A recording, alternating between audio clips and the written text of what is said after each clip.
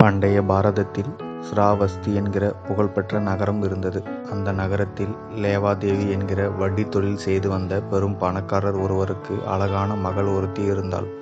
கொடுத்த கடனை வசூலிப்பதில் யாரிடமும் தெய்வ தாட்சிணியம் எல்லாம் பார்க்க மாட்டார். வட்டி பணத்தை உரிய காலத்துக்குள் திருப்பி கொடுக்காவிட்டால் வட்டிக்கு வட்டி, அப்படியும் கட்டாவிட்டால் அந்த வட்டிக்கும் வட்டி என்று தனது லேவாதேவி தொழிலை ஏகபோகமாக செய்து வந்தார்.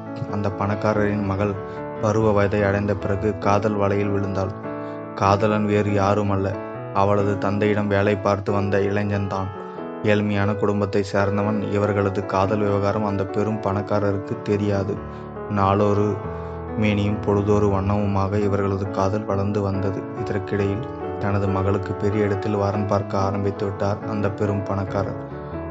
அவரது மகள் தன்னுடைய காதல் விஷயத்தை தந்தையிடம் எப்படி தெரிவிப்பது என்பது தெரியாமல் தவித்தாள். தங்களது காதலுக்கு பெரும் பணக்காரர் எப்படியும் பச்சை கொடி காட்ட மாட்டார் என்பதை புரிந்து கொண்ட காதல் ஜோடி ஒரு நாள் திடீரென்று தலைமறைவானது. வட்டிக்கு மேல் வட்டி வாங்கி பல குடும்பங்களை நடுத்தெருவுக்கு கொண்டு வந்தவர் தனது மகள் காதலனோடு ஓடி போய்விட்டாள் என்பதை அறிந்து பதறினார். காதலர்களை பிடித்து வர தனது ஆட்களை அனுப்பினார். ஆனால் காதல் ஜோடி வெகு தூரம் சென்று விட்டது. வெகு தொலைவில் உள்ள ஒரு ஊரில் தஞ்சம் புகுந்த காதல் ஜோடி அங்கே திருமணம் செய்து கொண்டு வாழ ஆரம்பித்தது. அடுத்த சில மாதங்களிலே பெரும் பணக்காரனின் மகள் கர்ப்பமானால்.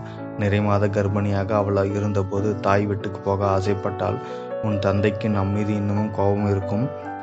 இப்போது அவர் முன்பாக போய் நின்றால் ஏதாவது விபரீதம் நடைபெற வாய்ப்பு இருக்கிறது. அதனால் இப்போது அவரை தேடி போக வேண்டாம் என்று சொல்லிவிட்டான் அவள் கணவன். அவன் பேச்சை அவளால் தட்ட முடியவில்லை. முதல் குழந்தையை அந்த புதிய ஊரிலே பெற்றெடுத்தாள். அந்த குழந்தைக்கு 3 வயது ஆனபோது மறுபடியும் கர்ப்பவதி ஆனாள் பெரும் பணக்காரனின் மகள். இந்த முறையும் தாய் வீட்டுக்கு போய் வர ஆசைப்பட்டாள். முதல் குழந்தை பிறக்கும் போது போக அனுமதிக்காத அவளது கணவன் இந்த முறையும் அனுமதிக்கவில்லை. ஆனால் என் தாய் வீட்டுக்கு போயே தீருவேன் என்று அடம்பிடித்தாள் அவள். வேறு வழி தெரியாத அவள் கணவன் அவள் தாய் வீட்டுக்கு போக ஒப்புக்கொண்டான். அவள் 2வது முறையாக நிறைமாத கர்ப்பிணியாக இருந்த நிலையில் 3 பேரும் பெரும் பணக்காரரை பார்க்க ஸ்ராவஸ்தி நகரத்திற்கு பயணமானார்கள். ஆனால் போகும் வழியிலே அவளுக்கு பிரசவ வலி வந்துவிட்டது. அங்குள்ள சத்திரம் ஒன்றில் அவளுக்கு பிரசவம் நடந்தது. இரண்டாவது குழந்தை அங்கே பிறந்து விட்டது. குழந்தை பிறந்துள்ள இந்த நேரத்தில் நடைப்பயணம் மேற்கொள்வது சரியாக இருக்காது என்று முடிவு செய்த அந்த பெண்ணின் கணவன் சில நாட்களுக்கு அங்கேயே தங்க சிறிய குடிசை ஒன்றை அமைக்கும் முயற்சியில் இறங்கினான். குடிசை அமைப்பதற்கு தேவையான பொருட்களை சேகரிக்க அங்கிருந்த அடர்ந்த காட்டுக்குள் சென்றான். காட்டில் அவனை பாம்பு ஒன்று கடித்து விட்டது. அவன் அங்கேயே மயங்கி விழுந்து இறந்து போனான். கணவன் வருகைக்காக காத்திருந்த அந்த பெண் அவன் திரும்பி வராததால் அதிர்ச்சி அடைந்தாள். அவனை தேடி போவது என்று முடிவு செய்து 2 குழந்தைகளோடும் அவன் சென்ற திசையில் நடக்க ஆரம்பித்தாள். அவளால் நடக்க முடியவில்லை. ஆனாலும் கணவனை தேடி தள்ளாடி நடந்து போனாள். அடர்ந்த காற்றுக்குள் ஓரிடத்தில் கணவன் பாம்பு கடித்து இறந்து கிடப்பதை கண்டவள் தலையில் அடித்து கொண்டு கதறி அழுதாள். செல்வ செழிப்போடு வாழ்ந்ததான் இப்படி ஒரு நிலைக்கு ஆனானதை நினைத்து வருந்தினாள். இனி தாய் தந்தையை விட்டால் வேறு நாதி இல்லை என்பதை உணர்ந்தவள் தன்னுடைய 2 குழந்தைகளோடு ஸ்ராவஸ்தி நகரத்தை நோக்கி நடக்க ஆரம்பித்தாள். ஒரு குழந்தையை இடுப்பிலும் இன்னொரு குழந்தையை தோளிலும் போட்டுக்கொண்டு நடந்து போனாள். கடந்த சில தினங்களாக அவள் அவ்வளவாக சாப்பிடவில்லை. அந்த பசி மயக்கமும் அவளை தள்ளாட செய்தது. இவளே பட்டினி கிடந்த நிலையில் புதிதாக பிறந்த குழந்தைக்கு தாய்ப்பால் கொடுக்க முடியாமலும் தவித்தாள். எல்லாவற்றையும் சமாளித்தபடி அவள் நடந்து சென்றபோது ஒரு இடத்தில் ஆற்று வெள்ளம் குறுக்கிட்டது. இடுப்பு அளவை தாண்டி அங்கே வெள்ளம் ஓடிக்கொண்டிருந்தது. அக்கம் பக்கத்தில் யாராவது வருகிறார்களா என்று பார்த்தாள். யாரும் அவள் கண்ணில் படவில்லை. ஆற்று வெள்ளத்தை கூர்ந்து கவனித்தாள். செல்வ மாடுகள் அந்த வெள்ளத்தை கடந்து இக்கரையிலிருந்து அக்கறைக்கு போயின. அதனால் ஆற்று வெள்ளத்தை எளிதாக கடந்து போய்விடலாம் என்று நினைத்தாள். கையில் 2 குழந்தைகள் இருந்ததால் அவளுக்கு பயம் இருக்கத்தான் செய்தது. அதனால் முதல் குழந்தையை முதலில் அக்கறையில் விட்டுவிட்டு 2வது குழந்தையோடு அடுத்த முறை வெள்ளத்தை கடந்து செல்வது என்று முடிவு செய்தாள். அந்த நேரத்திலும் அக்கம் பக்கத்தில் யாராவது வருகிறார்களா என்று மறுபடியும் தேடி பார்த்தாள். பசி கொடுமையால் சுருங்கி போயிருந்த அவளது பார்வையில் யாரும் தென்படவில்லை.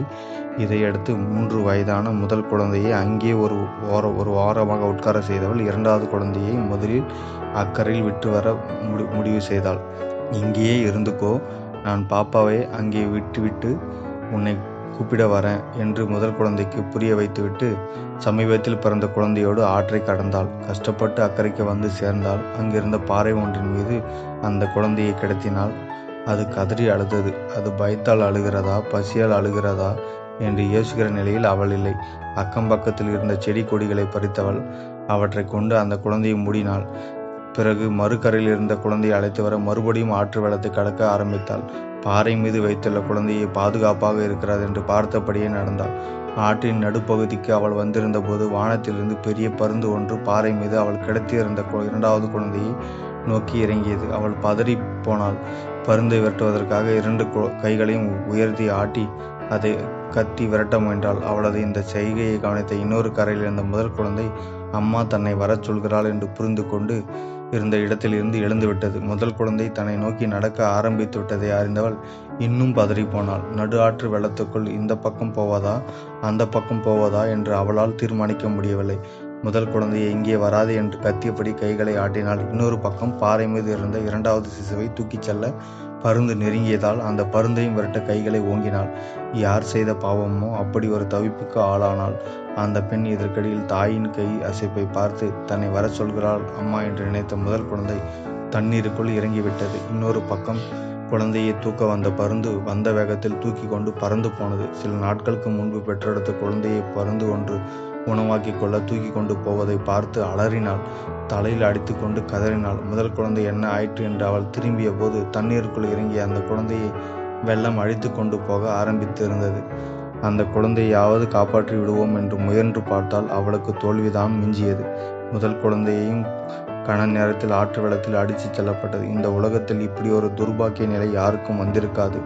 2 குழந்தைகளையும் பறிகொடுத்தவள் அக்கறையில் போய் விழுந்து உருண்டு புரண்டு அழுந்தாள். கணவன் குழந்தைகள் எல்லோரையும் இழந்தவள் திக்கற்ற தனக்கு தனது பெற்றோர் உதவுவார்கள் என்று எண்ணி மறுபடியும் ஸ்ராவஸ்தி நகரத்தை நோக்கி நடக்க ஆரம்பித்தாள். சில நாட்கள் பயணத்துக்கு பிறகு தந்தையின் வீட்டை சென்றடைந்தவள் அங்கோ அவள் கண்ட காட்சி அவளை மேலும் பதற வைத்தது. முந்தைய நாள் பெய்த பலத்த மழையில் அவள் பிறந்து வளர்ந்த வீடு இடிந்து விழுந்து கிடந்தது. இயற்கை ஏற்படுத்த அந்த விபத்தில் அந்த பெண்ணின் பெற்றோரும் சகோதரனும் இறந்து போனார்கள் என்று அக்கம் பக்கத்தினர் சொல்ல தலையில் பேரிடி வந்து இறங்கியதாக உணர்ந்தாள். அப்படியே அங்கேயே உட்கார்ந்து விட்டாள். கத்தினாள், கதறினாள், தலையில் அடித்து கொண்டு அழுதாள். அவள் ஏற்கனவே அழுது அழுது அவள் கண்களில் கண்ணீரே வற்றி போயிருந்தது. வெகு நேரம் அமைதியாக அப்படியே இருந்தாள். ஒரு கட்டத்தில் வினோதமாக சிரிக்க ஆரம்பித்தாள். இதற்கு மேல் அவளை எதிர்கொள்ள எந்த சோகமும் இல்லை. நாம் எல்லாம் பைத்தியம் என்று சொல்லுவோமே, அந்த நிலைக்கு அவள் வந்துவிட்டாள்.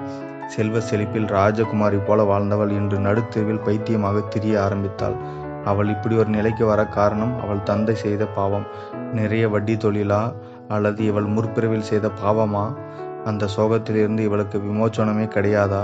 இந்த கேள்விகளுக்கு காலம் நல்ல பதில் வைத்திருந்தது. ஒரு நாள் புத்த பெருமான் ஒரு கிராமத்தில் குழுமி அங்கிருந்த மக்கள் மத்தியில் ஆன்மீக உரையாற்றி கொண்டிருந்தார்.